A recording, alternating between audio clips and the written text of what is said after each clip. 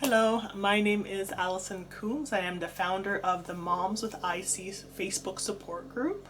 I am also the founder of Alison Coombs Wellness, which is a company that supports women with their pelvic floor goals through a combination of breath work, posture, exercise, yoga, nutrition, stress management, etc. All right, so I'm also a mom of three and a person who is living with interstitial cystitis. So I wanted to hop on here and just share my IC story because I want to provide some hope to you that you can also get to your remission as well.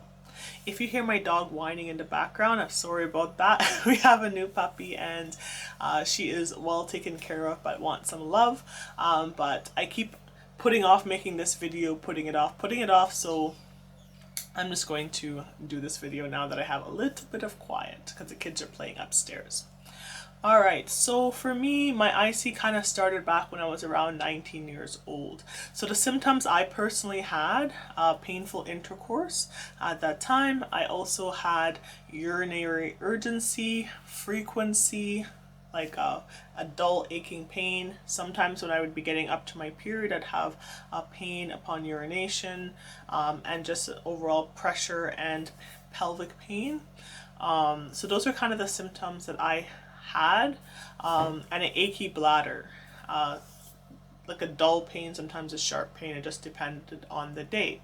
And for me, it was very debilitating. Like, I remember being in college and university and just, sometimes I didn't even want to be on earth anymore. I just wanted it to end. I didn't want to wake up in this sort of pain anymore. I was just over it. I almost gave up hope and, but I didn't. The birth of my niece, I would say, saved my life in many ways. It gave me new hope, something to strive towards. I wanted to see her grow up, etc. I didn't have my own kids at that time. So for me, diagnosis came through cystectomy, where they put, I probably pronounced that incorrectly, I pronounce a lot of things incorrectly, where they put the camera in your bladder. I've had that done twice. The first time was when I kind of got my diagnosis. They probably told me, but I was in pain because they didn't sedate me that time, because I didn't know to ask for that at that time. And the nurse kind of just came back and handed me a piece of paper that had, the terms about interstitial cystitis. Here, read this, sort of thing. And I was like, okay, do I have this? Like, what's going on? She's like, oh, you have this, you'll have it forever at the end of the story. If you want some, antitryptyline or Elmeron, let me know. If not, can't help you, see you later. Basically, that was the message. But prior to that, I had gone to many different specialists, like urologists. I've gone to gynecologists. I went everywhere searching for a solution, and nobody really had a solution for me, and the root of cause of what they were saying was all really different as well. Some would say, oh, the way your hymen broke, that it caused a pain thing, let me insert Botox needles to freeze up everything. Some were just puzzled. Maybe you have UTIs here. Some antibiotics, I took them, didn't know, right? But even though there was never any bacteria present in the urine, I still trusted blindly. It's like, yeah, okay, give me the antibiotics, cool. Give me the bladder injections, or like the vaginal injections, sure. Anything that they threw at me to try, probably forget and block out some of the things I've tried that didn't really help me. And I just started to lose hope, because it'd be like, oh, this for sure is what it is and this is going to help. And then it just didn't. So you'd be like all excited and let down, all excited and let down. And it was a roller coaster of emotions. So I stopped hoping. I was like, well, what's the point? I know a lot of you are there saying, what's the point? The point is that a solution is there. So after I did get my diagnosis, to be sure, I got another camera in the bladder procedure, because I wasn't, I never followed up with that urologist. There was never any follow-up. So I was like, okay, do I have this thing? So I went again, and yes, I do have it for sure. And that person had better bedside manners and stuff like that.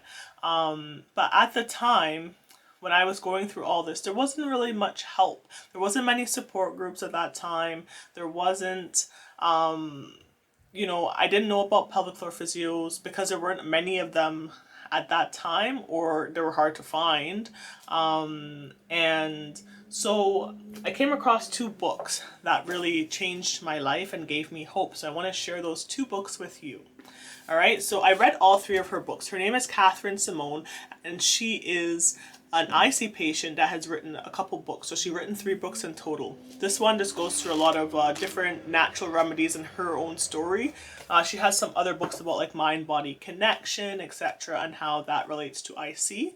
And this book gave me hope because her symptoms were way worse than me. So I looked at it as inspiring. If she went to remission with symptoms that were way worse than mine, why not me? Right? Meaning it is possible for me. She did it, I can do it too. Right? There's proof, there's evidence that somebody else has, gone to remission that had way worse symptoms than I did. So I also started to believe, right? So I love and recommend you read all 3 of her books because I found them in different ways very helpful for me and my journey. I'll also let you know some of the things that I did try as well, but I'll share the other book with you. So this is a other book that I read, and it's by Isa Herrera, Ending Female Pain, and this book also was really good. And this is where I learned about pelvic floor physio, right? And what eventually led me to having my own pelvic floor fitness business. This book, I want to really help moms, whether you have any kind of pelvic symptoms. I want to be there to support. So this book was a game changer. I found a physio that at the time was in downtown Toronto, and I attended, and that really helped me, as well as some of the massage techniques in her book as well. Learning internal massage. She has some tips for that. Like, the book was really helpful, I found, to helping me. Simone's books were really helpful as well. It gave her road to remission step by step what she did, which was great. And she also gave additional supplements, right, as well. So for me, what I found, I think my skin was always irritated. I also had, at that time, I forgot about that because it's been long since I experienced that kind of a pain, vulvodynia sort of pains. And so, the type of underwear I was wearing, I switched out to a more boring white cotton sort of underwear, and that was really helpful for airflow and stuff like that. Granny panties, but you can make them cute. Right? So that was really helpful for me to reduce irritation and allow that area to breathe properly and not have anything tight sitting, any kind of tight underwear or something like that that's compressing, or have breathable material. That was really helpful for the itchy sensation, the burning that was felt down there at that time. So, and it just became comfortable, so I still kind of just wear that. Now I can wear different colors and the dyes don't bother me, but at that time I found just white cotton underwear. And she even talks about, I think it's in that book, I've read so many different books now, she talks about using even organic so they're not bleached, right? And that's gonna help.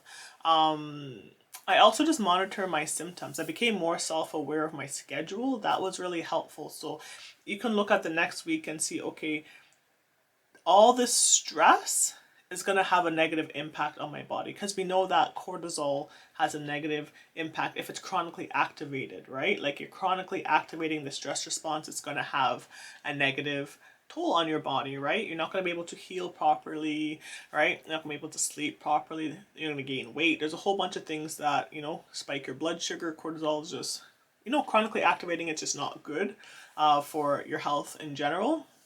So you can kind of look and be like, okay, this kind of schedule is going to cause me a flare. So how can I adjust this, right? And not be busy all the time, and learn how to have more ebb and flow balance, right? And if you're feeling that little twinge, how to set boundaries, right? That's really going to be important for remission. How to set boundaries around, so I'm so sorry I can't come out, and acknowledging that the people that are supposed to be in your life, they will understand.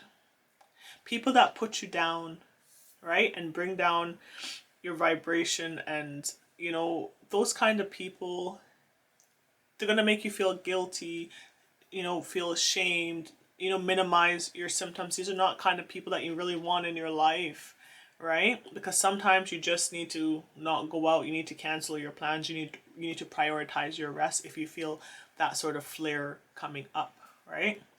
So that's something I really looked at. Who was in my life, who was toxic, who was chronically activating my stress response, and I minimized, you know, communication with them, right? Like I didn't hang out with them as much because I didn't need that additional stress, right? I just needed to be able to heal and go into remission, help my bladder to, you know, feel better.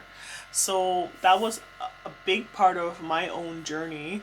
My root cause of my IC, I'm not really sure, but it could have been linked to a trauma because of how my body responds. Not something I'll get into in this particular video. Sometimes in personal conversations it comes up.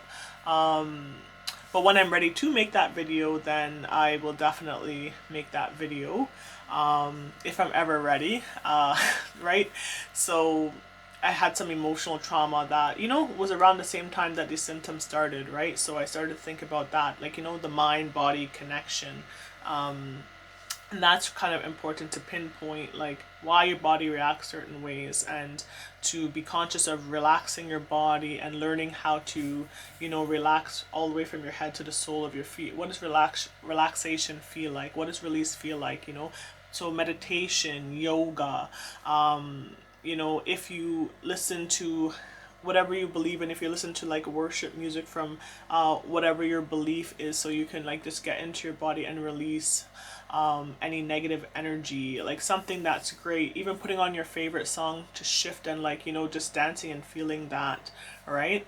Something I've been researching, I haven't personally tried it myself, but I've been researching a lot recently. I know it's off tangent a little bit, but is self-hypnosis for pain. So if you haven't looked into that, and if someone, a really good practitioner in your area that has good reviews, then you might want to check that out. And you know, hydration is going to be really important. That really helped me as well. I can feel the difference even now, like if I'm not drinking water, right? And that fear of drinking water, if you got to go on road trips, am I going to have to pee? Am I going to be in pain when my bladder fills up?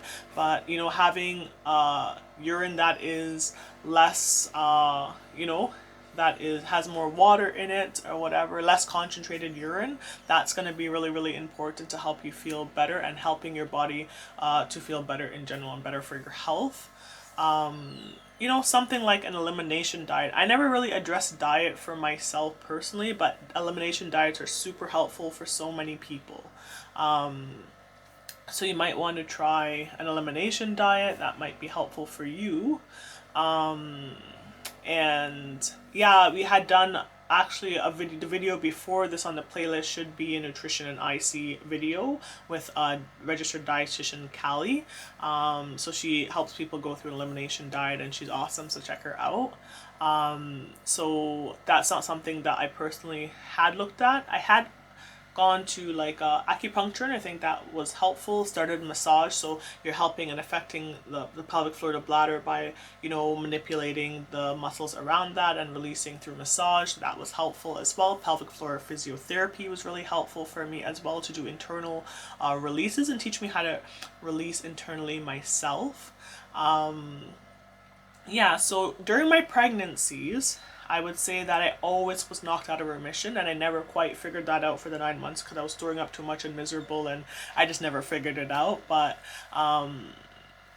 you know, that was a hard time. I never want to be pregnant again. Done it 3 times. Never again. Never again. So I was always, you know, and I know for some people it's the opposite. They go into remission during pregnancy. So that's actually fascinating. I would love to do more research into why some people get knocked out of remission and some people go into remission during pregnancy. Probably something to do with hormones, I'm assuming, and it's kind of super interesting for my nerdy brain. And so now fast forward, I've had my 3rd child, and I'm, you know, feeling good again, which is good. Sometimes postpartum, I'd done also a video on that, diastasis and IC. it can be hard if you have postpartum like diastasis recti, incontinence, or whatnot, right? Because they tell us don't do Kegels, but it's not right the end of the story, right? So right now, this is an update of what I'm doing. So I have diastasis recti from my kids, right? Having them, right? And I also have IC, so it's that balancing again, that when I'm feeling good, okay, I'm gonna do my exercises. If I feel a little twinge, I may take a couple day break, relax, release, stretch work, breath work, meditation, yoga, and then go back to strengthening the pelvic floor and the core, because I don't want to have diastasis recti. So you know, and prolapse and all these things that come postpartum, it gets more complicated when you also have IC, because a lot of the times you're like, oh, don't do this, or you know, do this, but we need a balance of both. We need to strengthen and relax our core and pelvic floor. So that is a little bit about my journey with IC. I'm sure I left out a lot because it's been, I should have recorded my story a long time ago, but it was too painful at that time. I was not ready to record my story.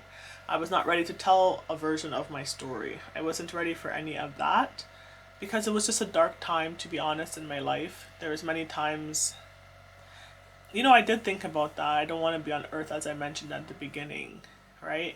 And through books and through finding proof that others could get better, it helped to build my own beliefs that I also can get better.